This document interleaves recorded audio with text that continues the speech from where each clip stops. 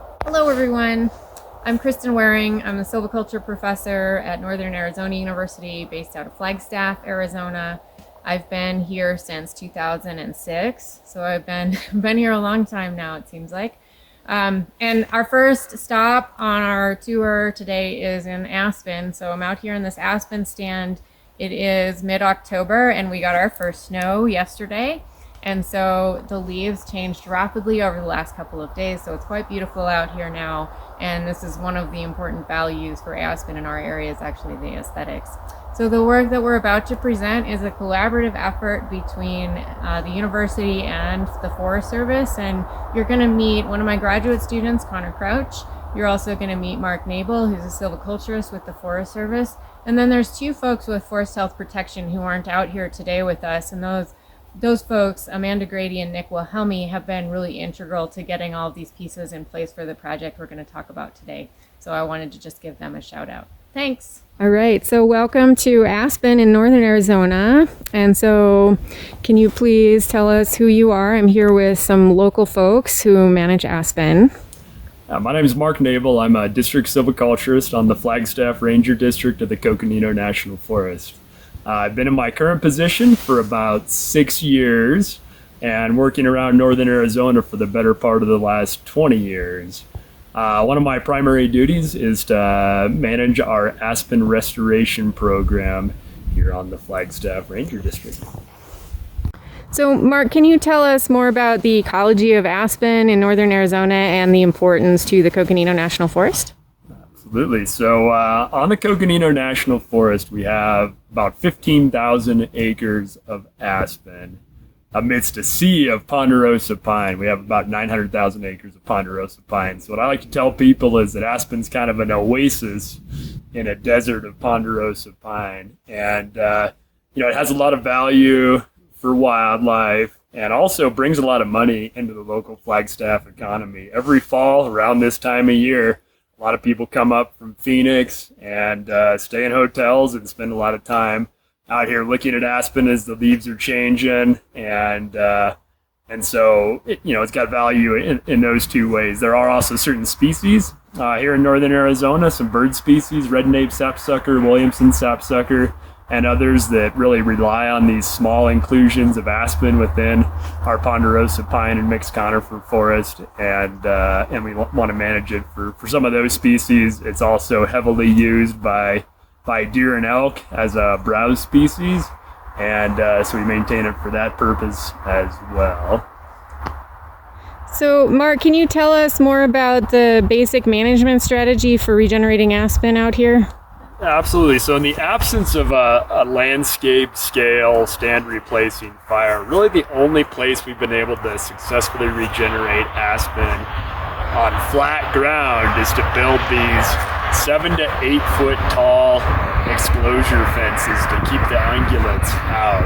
And pretty much without fail, if we build an exclosure around a stand of aspen, we will get a ton of regeneration on the order of, hundreds to thousands of stems to the acre. You can see outside the exclosure, it's not that there's a lack of aspen sprouts out there, but they're not having a chance to recruit because of the heavy browsing that we have by ungulates. And that's a combination of deer, elk, and cattle. This area is grazed by cows as well. And so the combination of those factors really restricts any sort of regeneration from successfully recruiting outside the exclosures. So we have about 300 acres worth of exclosures here on the Flagstaff Ranger District, about 70 different exclosures encompassing that 300 acres.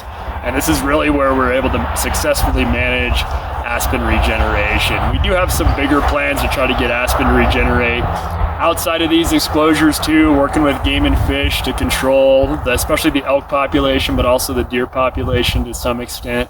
We have hope that maybe we can get aspen to regenerate outside, but for now these exclosures are really where we've got this successful aspen regeneration occurring. So we have another local expert out here with us today as well. So can you please tell us who you are?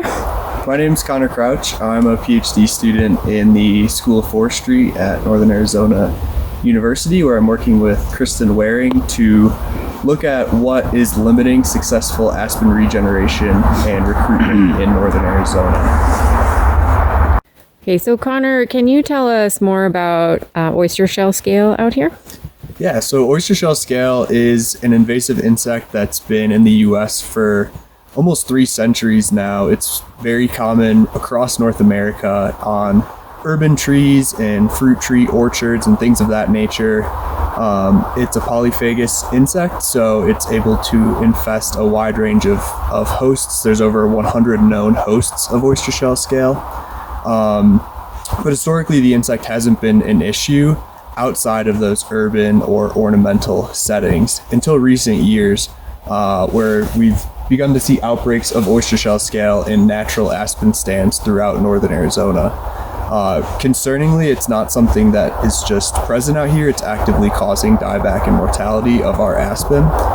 We've done some kind of preliminary research just looking at where the insect occurs across Arizona, which stands it's most common in. And what we've tended to find is that it generally occurs in lower elevation aspen stands, so below 2,500 meters or about 8,200 feet. And another important finding has been that we tend to see oyster shell scale a lot more commonly in ungulate exclosures, where we have a kind of denser aspen resource, especially of varying size classes, than outside of exclosures. So how does the oyster shell scale work? What does it look like? How does it kill trees? How do we even identify it? So oyster shell scale is a tiny, tiny insect. They're generally only 1 to 2 millimeters in length. So in areas where population levels are low, it's very difficult to detect, even when you're out looking for it intentionally. But in stands like this one that has abundant oyster shell scale, it's quite easy to see even at a distance. Obviously, aspen tends to have that whiter bark, but along these infested stems, you can see these darker patches of gray or almost black. And most of this stem is covered in oyster shell scale. You can see they're just these tiny, tiny insects. Essentially what they do is for most of their life cycle, they're not moving. Once they find a site to feed, they'll settle down there for their entire life. They just have a tiny piercing sucking mouthpart that they'll insert just below the bark of aspen, and they will suck fluid from the cells beneath the bark. And what we've noticed is that by cutting some smaller stems with heavy infestations, you can actually see black necrotic tissue beneath aspen's bark. That's a result of oyster shell scale feeding. So Mark, we're out here in this stand of aspen inside an exclosure that's been really heavily impacted by the oyster shell scale. There's been a lot of mortality and decline in here. So can you tell us about the silvicultural treatments that are planned or have already been partially implemented and where we are in that process out here? Yeah, absolutely. So we're looking at a few different approaches for managing oyster shell scale. We know insecticides can be helpful. We know that prescribed burning may have a role in controlling oyster shell scale. But on this particular experiment, we're really comparing different silvicultural methods for controlling it. So off here to my right, we have a clear fell treatment that has already been partially implemented.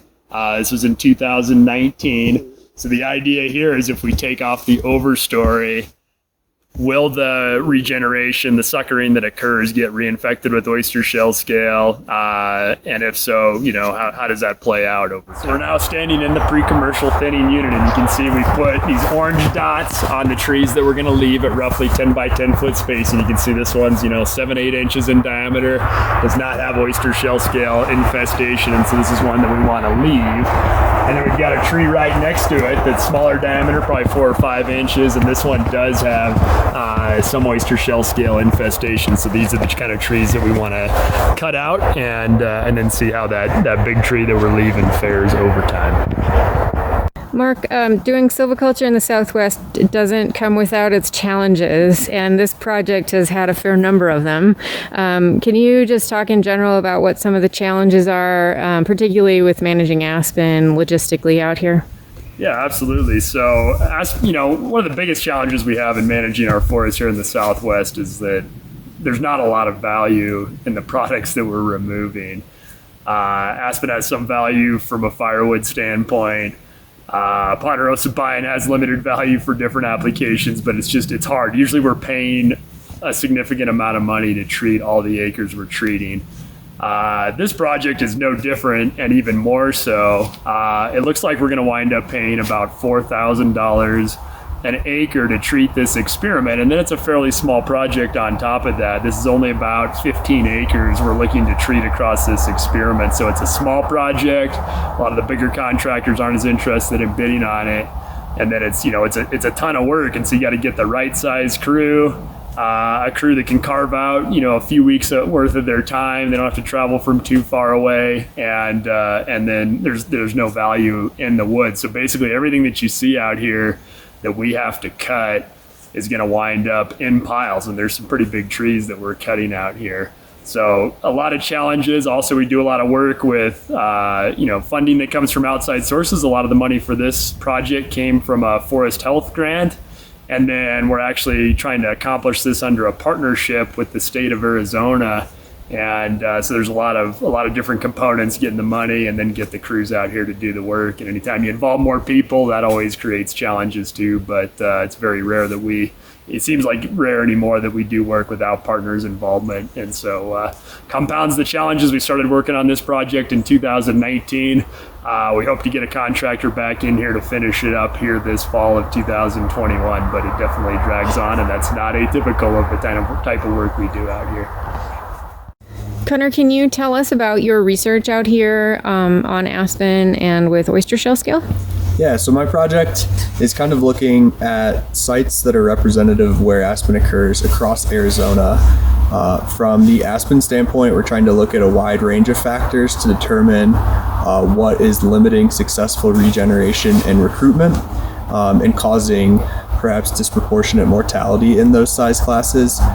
So specific things we're looking at there are the role that fire might play in increasing regeneration and recruitment, looking at different management strategies like exclosures, and then we're also looking at a wide range of biotic factors such as the presence of ungulate browse and other ungulate impacts, and then presence of various insects and diseases, including oyster shell scale.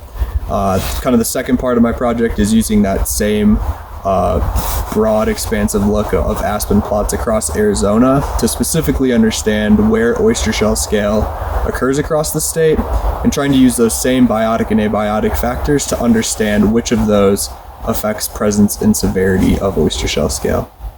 So I want to talk about climate change for a minute. So here in the Southwest, climate is rapidly changing and getting warmer and drier both, and that presents challenges for all of our ecosystems, but aspen in particular seems to be suffering. We're at the southern end of the range.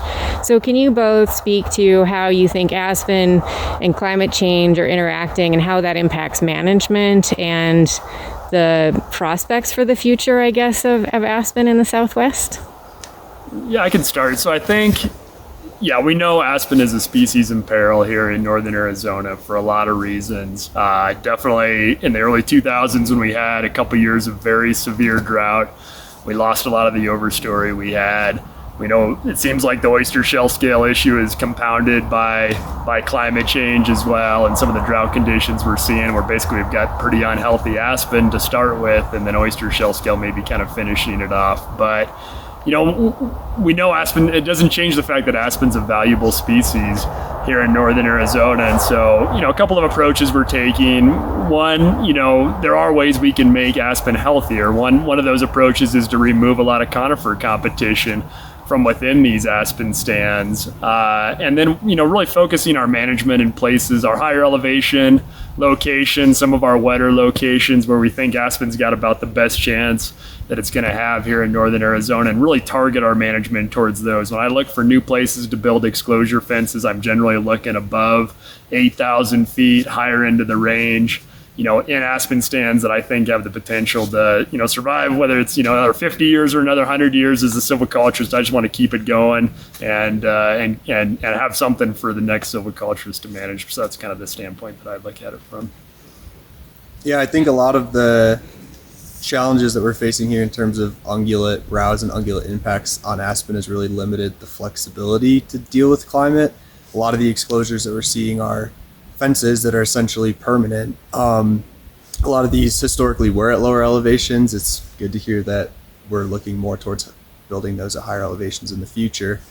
But essentially we're putting a fence around a stand and just hoping that that's kind of going to be enough in the near term, just because of the impacts of ungulates. But I think something that we need to be thinking about is the long-term outlook for those stands that are fenced.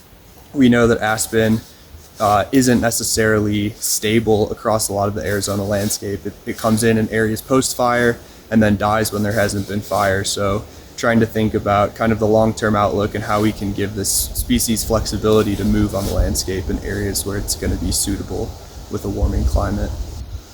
Yeah.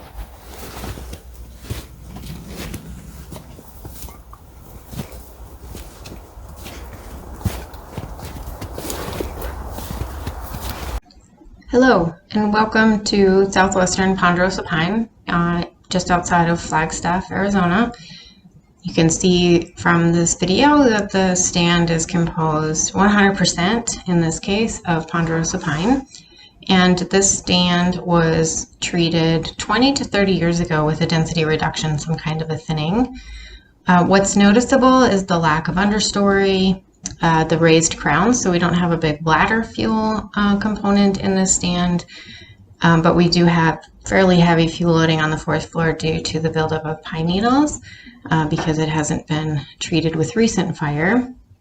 This stand is slated to be treated in the next year with a treatment similar to one that I'll show you for a different stand. So this is pretty typical of our untreated condition around Flagstaff.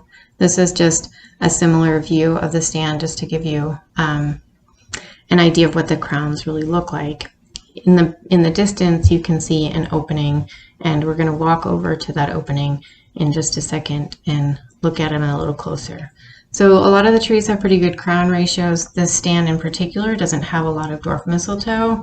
There's also no sign of a lot of bark beetle activity, although there are some scattered trees that have died from beetles, but nothing that would indicate the beetles are going to take off in here, especially post-treatment as the density is reduced even more. So here we're out in the opening, and we have these large old-growth trees that were never harvested, and they're surrounded by these openings, and this opening was partially maintained through the past thinning 20 or 30 years ago. There's quite a few stumps in this opening that helped maintain the meadow characteristic, and you can see some established trees came in following that treatment, another old growth tree in there. This gives us an indication of what some of the historic conditions were. There were also some additional old growth stumps in the area, so a few of the old growth trees did get harvested at some point in the past. There's also more understory vegetation, which is a desirable characteristic, and a lot less needle cover. So now we've moved into an area that was treated about 1 year previously, and with a variety of different prescriptions. So this included areas that were thinned from below to up to 18 inches in diameter. So most trees below that were harvested in the thin from below areas. There was also areas that were free thinned, and again, all trees greater than 18 inches were retained in those areas. And then you can see in the distance a regeneration opening where all the trees were removed except for old growth trees. So no old growth trees were removed regardless of their diameter. And so where they were present, they were left. And then there were no cutting areas where all trees were retained. So you can see one of those patches in the background, a little bit denser. And finally, there are interspace areas where density was reduced to 40 to 60 square feet basal area.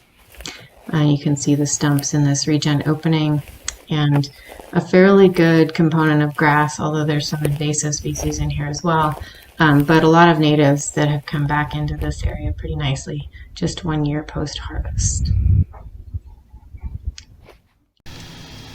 Now we're going to go to some Pinus sturbiformis research gardens, but before I take you out to the field on these gardens, I'm going to give you an overview of where these gardens were located, and then we'll watch a short clip that just showcases the overall scope of the project and what we were attempting to do out there. Then we'll go on a field tour of each of our gardens. And then after that, you're going to see some video of some tree planting, which is the next logical step that arose from this project that's kind of completing or near the end, I guess. Our funding was primarily from the National Science Foundation for this project. We were lucky enough to get over $4 million to do this project, which was pretty exciting. And you're going to see a lot of dead trees in the gardens because we are at the end of the life cycle, but I'll explain kind of what's going on in the gardens as we go through them. Okay, so for this project, our research sites were a set of 3 different experimental gardens. They're part of the Southwest Experimental Garden Array, which is a series of common gardens designed to evaluate genetic variation across an elevation gradient that can simulate warming if you hold irrigation constant. We use 3 elevations of gardens at high, intermediate, and low sites, and in the natural stands, you would really only find southwestern white pine in the high or cold garden, and in the intermediate garden, kind of ponderosa zone without fire, or without frequent fire at least. And you would not find them in the US on the low sites.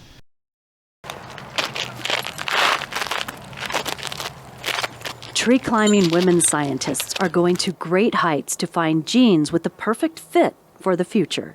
If I had a cone hook, I'd probably just hook them down and grab them, but I don't, so I'm just gonna go up and get them by hand.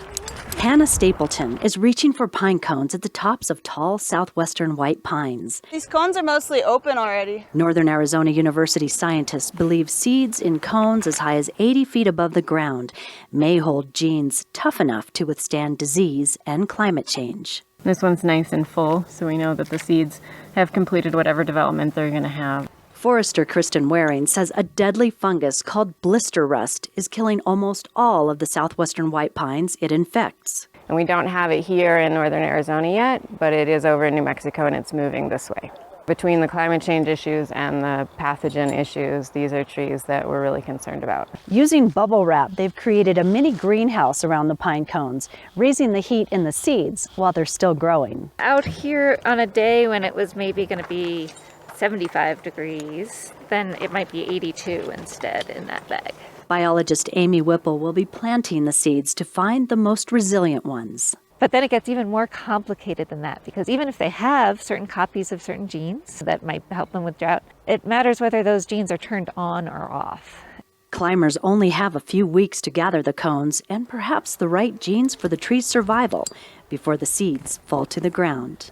It's beautiful and it's a different perspective and it's playful, but also it's really cool to know that you're collecting data for a really good cause. Near Flagstaff for Inside NAU, I'm Bonnie Stevens. Welcome to our gardens. This is Bear Springs, our high elevation garden, and this was taken in May of 2021, and this was right before we decommissioned this garden. What you can see is that we had drought treatments in place over the last year plus in this garden and the others where we were trying to withhold all water and drought half of the seedlings to death. Prior to that, half of them had already been under a 50% watering regime during the growing season. We also had really high mortality in one sow year when we planted in 2017. Most of our families came from Mexico that year, and they almost all died in that first year. We think that was a result of variation, I guess, in the fall and the spring, with early season frost in the fall and late season frost in the spring, conditions that are pretty dissimilar to what they would experience in Mexico, even though the temperatures on average are about the same for a lot of these gardens. A few other things to note. What you're looking at right now is a water tank. So logistically, these sites were fairly challenging because we didn't have a lot of water available, and we needed to water the seedlings to keep them alive through the duration of the project.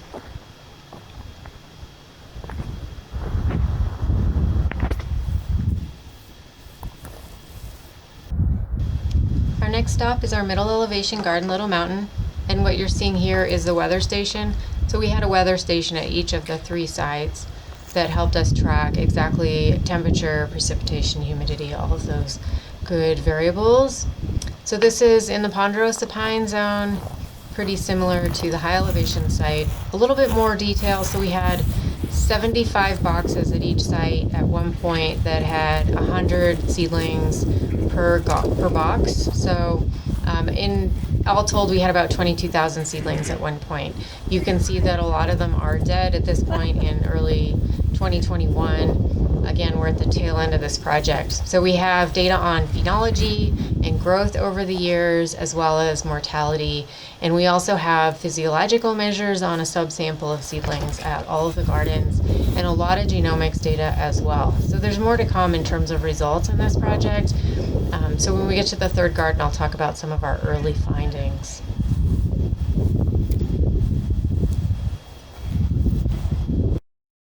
Welcome to White Pockets, our lowest elevation garden. This is a site where you wouldn't normally find southwestern white pine growing, with the exception of southern sites in Mexico. At the southern end of its distribution, the temperatures actually match this site fairly well. Similar to the other sites, there's high mortality in the boxes where we've been withholding water for a year, and previous to that, we were withholding 50% water during the growing season. We did find a few populations that are robust to those changes in water, and so those are pretty exciting populations to continue further investigations on in the future. We also found that the species has higher water use efficiency under warmer, drier conditions, and that response is plastic, and it's related to stress avoidance through stomatal closures. We found that there were faster growth but higher mortality in seedlings that came from more southern populations.